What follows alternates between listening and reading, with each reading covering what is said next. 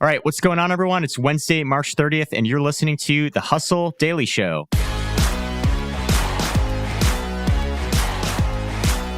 I'm Zachary Crockett. I'm here with Rob Litterst, and most of you know this guest we have on today, but just in case you don't, he's the founder of The Hustle, and he hosts the great podcast, My First Million.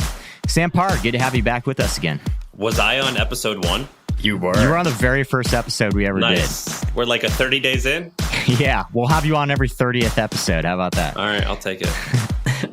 All right, well, today, Rob is going to talk us through a South Korean content trend that is growing like crazy. Sam's got some thoughts on how we might be able to save local news, and we're also going to get into the big surge in people buying safe rooms and doomsday bunkers. But first, let's take a quick look at what's going on today in the news. Hey everybody, it's John from The Hustle Daily Show. Before we get into the news today, did you know that HubSpot launched an AI chatbot that helps you build awesome campaigns at scale with just a few prompts? It's called Campaign Assistant, and it's a totally free-to-use AI tool that will transform the way that you build marketing campaigns at scale. And the best part? It works seamlessly with all of HubSpot's marketing and sales tools to scale your output across email, social, and more. So AI your way into the most effective campaigns yet at HubSpot.com/campaign-assistant. On the hiring front, in February, there were 11.3 million job openings and about 6.3 million unemployed Americans. That means there are now a record high 5 million more job openings than available workers. Put another way, that's about 1.8 jobs for every unemployed person. Walmart is putting the kibosh on cigarette and tobacco sales in certain select stores across the country. It's not the first national chain to do so. Target ended cigarette sales in 1996, and CVS did the same in 2014. The chain didn't elaborate on its reasoning, but the decision seems to be driven, at least in part, by regulatory pressures. And lastly, oil has had quite a journey this past month, but gas prices seem to have stabilized at a national average of $4.24 a gallon. Of course, that varies like crazy from state to state. If you want the cheapest stuff in the nation, head over to South Dakota. It's only $3.90 a gallon there.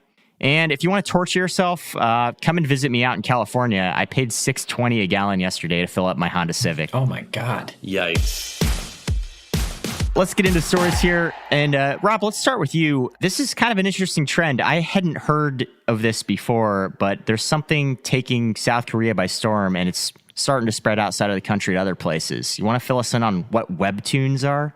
Yeah, so Webtoons are a digital comic format that originated in South Korea that are starting to make a splash all over the place and are starting to make a big push for the American market as well, which you might know has kind of an interesting relationship with comics, right? Like comic books themselves have always been kind of this super niche market in the US, but superhero movies, which are based on comic books, basically own every single box office record in United States box office history. So in come Webtoons, which are this digital format that originated in 2003. There are two huge players in Webtoons in South Korea. There's Naver Webtoon, which has 750,000 creators on its platform and 82 million monthly active users. And there's Kakao Webtoon, which has a Japanese affiliate called Piccoma that was the second highest grossing non-gaming app in the world behind TikTok in 2021, doing 96 million in monthly revenue. So big business here with Webtoons. The fact that both platforms allow creators to upload Webtoons for free means there's virtually unlimited range of stories and titles for Webtoons just as a format. And they're really easy to read. They're very quick and easy to read on the go. So they've grown super, super popular. What's interesting about Webtoons as they come to America is critics are really wondering if this kind of digital snack culture is going to work for American audiences. On one hand, TikTok has completely taken over America. There are 131 million daily active users on TikTok in the US over the age of 18. But on the other hand, when you think about short form narrative content, there's Quibi, which raised almost $2 billion and shut down 6 months after it launched because it couldn't hit its subscriber targets. It really raises this question of, are Americans down with narrative short form content? Sam, you and I have talked a lot about this in the past. I feel like Americans love digital snacks. Yeah, I'm looking up the articles, Zach, that we used to write. I think you wrote this. Let's see who the author is. But there was a company called Hook. There's this genre called chat fiction apps. Interesting. There was Hooked, and then there was one more. Right. And they scaled really fast to like 30 or 40 million in revenue in year one. But the churn on these things are crazy high. I did a lot of research on this because there's this company called Crunchyroll. Do you guys know what Crunchyroll is? Yeah, it's like a manga streaming service. Is that right? Yeah, and I'm pretty ignorant, so all the manga fans are going to like give me a hard time that I don't know like the difference between manga, webtoons, and like all the other genres. So I'm sorry, I am kind of categorizing it all in one. But from a total outsider, it is similar. So there's Crunchyroll. They sold for like $1 billion to I think AT&T. Yeah. And then there was a few other companies that had, I think it's called Hentai or Henta. I was doing research on those companies, and the traffic on a handful of these websites was through the roof, like 100 million people a month coming to their websites. And I went and hung out with a friend who's got a 12-year-old boy, and I was like, hey, Victor, what's going on with this thing? Do kids like this? And he's like, we love it. This is all we read, Wow. this type of like comic-y type of stuff. So I'm bullish on it. Dude, I bought a book. I read Albert Einstein's biography, and then I saw a version where they made like a webtoon version of like an Albert Einstein biography, and I bought it because it was an awesome read. It was really fun to like reread it, and so I'm on board with this. What does a webtoon on Albert Einstein look like? Like I already like read it, so I knew his biography, but it was like comic. It was awesome. Yeah, well, I'm a big proponent of visual storytelling, so I think there will be a market for this, hopefully. Rob, like, is it likely that this will leak into the United States and see a groundswell? Yeah, so South Korean creators have already proven they can make massive hits that succeed in the US across a bunch of other formats. Like I'm sure you guys know BTS, the K-pop group. Yeah. They've had the best-selling song in the US now 2 years in a row. Parasite, the 2020 Oscar winner, is the fourth highest grossing foreign film in US box office history. And obviously Squid Game, the hit on Netflix, was only the sixth title to reach 3 billion minutes streamed in a single week in the US since Nielsen started tracking streaming. So it was a massive hit as well. As far as webtoons go, Naver Webtoon, which is one of the key players, has 14 million subscribers in the US already. So it's not like they haven't gotten into the US at all. They definitely have. About 17% of their total readership is in the US, but it sounds like they want to make a way bigger splash just because of how big our appetites are for content over here in America. I think it bodes pretty well. I mean, considering they haven't even really pushed really hard for it. And I think, Sam, you're really onto something. And Zach, with visual storytelling, it's probably not a bad thing to have a new app that actually kind of encourages reading, right? Like it's going to get more people to read than just kind of scrolling through TikTok mindlessly. So could actually have some cool ancillary benefits as well. Yeah. Well, let's shift gears a little bit. Sam, you know a guy who started a local newsletter recently that's just crushing it, and they've raised a lot of money. You're seeing other people do it, and it has to do with finding a sustainable business model for local news, right?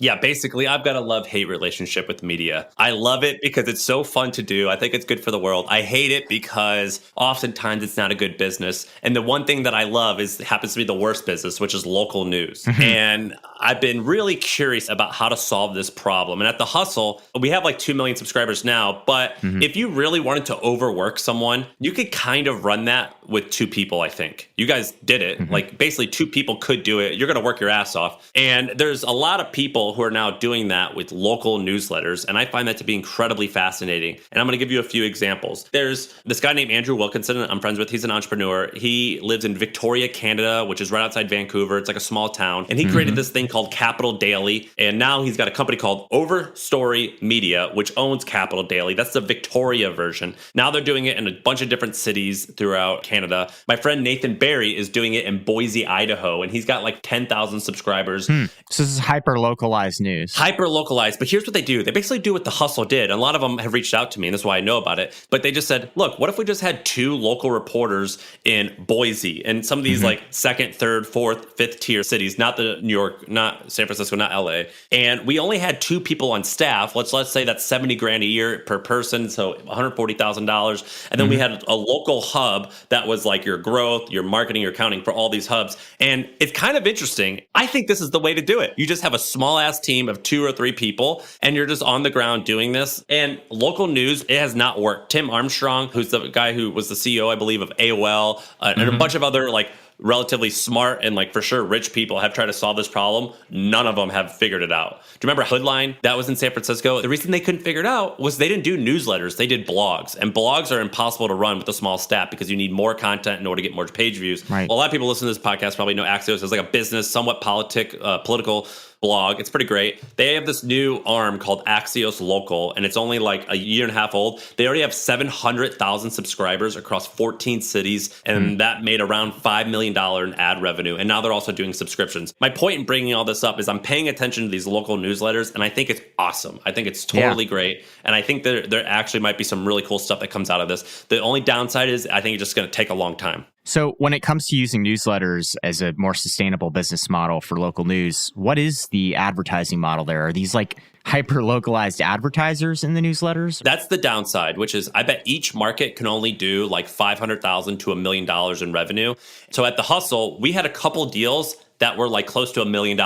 We had a ton of deals that were in many tens of thousands. We had a ton of deals in the six-figure range. When you're working with local, like maybe Burger King will want to sponsor, maybe some bigger chains, a Dunkin' Donuts would want to sponsor. But you are going to deal with a lot of mom and pop stuff, which is good because I actually think those ads will do great. Like it's kind of cool to see like a local restaurant. It's really great discoverability for a reader. And I think actually a better ad experience. It's bad because then your ad salespeople are going to be like slinging like $1,000 ads. And it's like a freaking headache because oftentimes at The Hustle, selling an ad for $1,000 was almost just as much work as selling an ad for $50,000.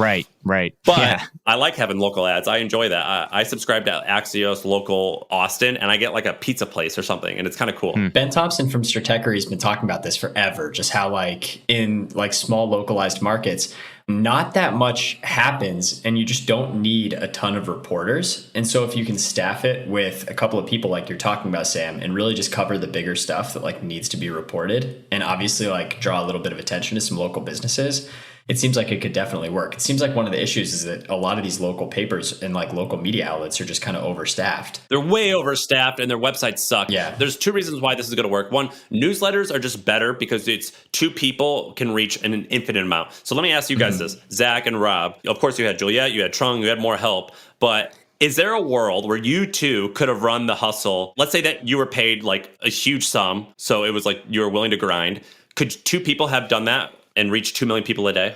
Rob, would that be worth your sanity? The operating word there, Sam, is how much is that huge sum? And the operating word there is grind. I think that would be a grind for sure. And so anyway, I'm very fascinated by this model. See, I bet you Substack actually goes in this direction, but I think it's pretty cool. It's a relatively cheap operation to start, and I think very important and awesome to run. Yeah, and you could get even more hyper-localized. I have a friend who runs a publication in San Francisco called Mission Local, and it's just about the Mission neighborhood in San Francisco. I read that still all the time. Mission Local is great. I mean, I think it's one of the best examples of a successful local news effort. Does it make money? I don't think so. I think a lot of these places are either nonprofits or they're funded by one individual or some kind of, grant. So it's a whole different ballgame trying to find a sustainable business model for these things outside of those kind of cases. Well, I think it's interesting. I am very interested in how newsletters might be able to be used to solve some of these problems. Yeah, we'll see.